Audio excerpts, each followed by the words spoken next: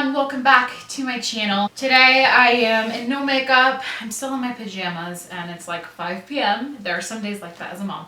And I just wanted to film this video while it's still like fresh in my heart and while I still remember. That's another thing that I don't always have is a memory. So I'm sure most of you by now have heard about the incident that happened at Disney World last week involving the little boy who lost his life because of an alligator attack. When I first heard the story, I immediately felt remorse for the parents. I know some people quickly got on the judgment train and started saying, where are the parents? Why weren't they watching them? Etc., etc. Very similar to what happened with the gorilla incident at the zoo. You know, but as I'm seeing some of these comments on Facebook, I just couldn't wrap my mind around the fact that these parents might come on Facebook. They might log on and see these comments. And while they're dealing with the devastating loss of their son, they now have to deal with the world talking badly about them. And like most trending articles or most stories, it goes away after, a week or so, and most people move on with their lives and forget all about it. But for those parents who lost their son that day, they are grieving right now, and that is a forever process. Their son's never coming back. They have to live without him, and they have to accept that fact while dealing with all of people's judgments and crazy criticisms. I really wanted to talk a little bit today about mom judging. If you're a mom and you're watching this video, I would really like you to reconsider the way that you're looking at other moms. Because you know out of all people how hard it truly is to be a mom. You know, the sacrifice it takes, the hours you stay up each night to breastfeed or bottle feed your baby, or maybe they're just not sleeping through the night yet. Like, you understand the struggles.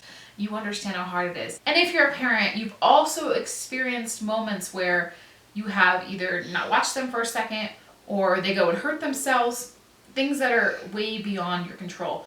And whether or not those parents didn't follow signs that were posted, all that kind of stuff, like, yeah, I get it. There was a sign that said no swimming. They were wading in the water, so it's not the same as swimming, in my opinion. Some people would argue with that. And I don't really want to argue about this situation because I feel like those parents just need support right now. They don't need like a debate going on in my comment section. I'm not trying to pinpoint this exactly on them, but just parenting in general and how I see so many things. Most often it's on Facebook. So many moms who are just like, if that were my child, I wouldn't do that. If this were my child, I wouldn't do that.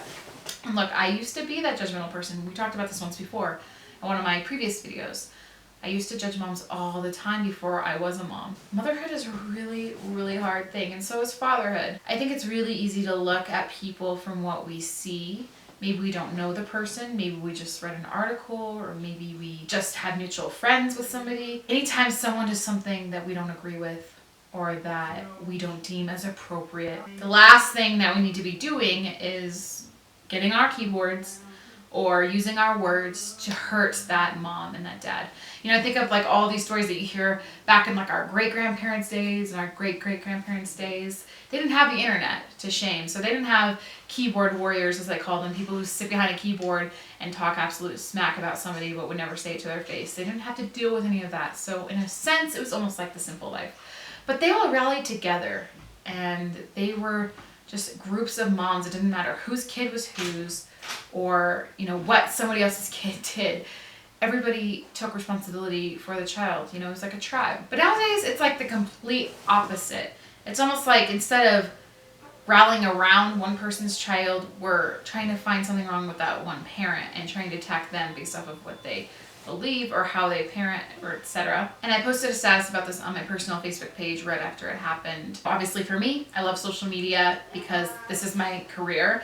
YouTube is my career, and getting to know you guys, I love all that. I love Facebook, I love Instagram, I love Twitter. But there's one negative flaw about social media that trumps everything, and that's the fact that people feel like they can say whatever they want to say whenever they want to say it. When I think of that child being Eden or Jude, I can't even imagine it, obviously. It's so heartbreaking to think about that being your child.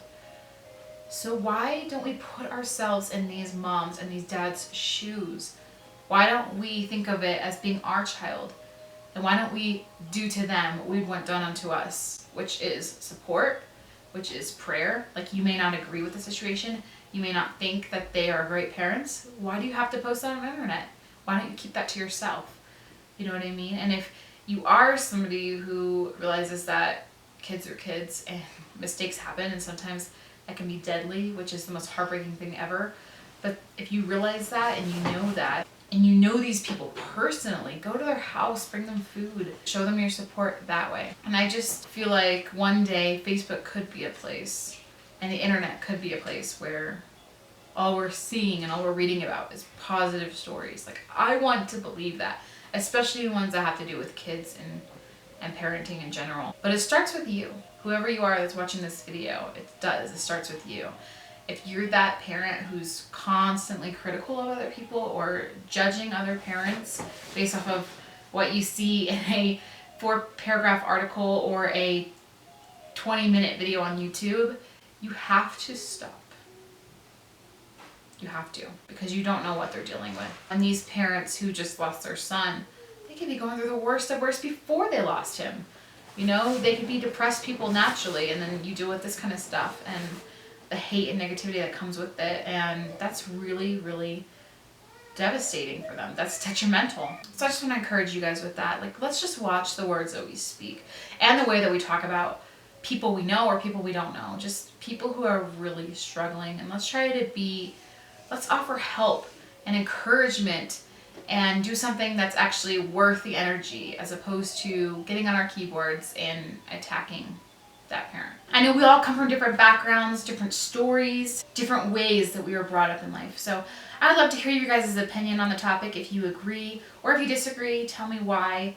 And let's just make this a civil conversation in the comments below. Let's not argue, let's not fight, let's not attack. Let's just love each other. Thanks so much for watching, guys, and make sure you're subscribed if you haven't yet. Have some fun videos coming up this week. Look forward to showing you guys, and we will see you in our next one. Bye. Hi everyone, welcome back to Hey Jude. Jude is going to be 6 months in a few days, so I figured it was time to do his 5-month update. This is him in his prime. It's currently like, what time is it? Like almost 10 p.m. Maybe it's even later than 10. But every night at like 10 to 10:30, he's playing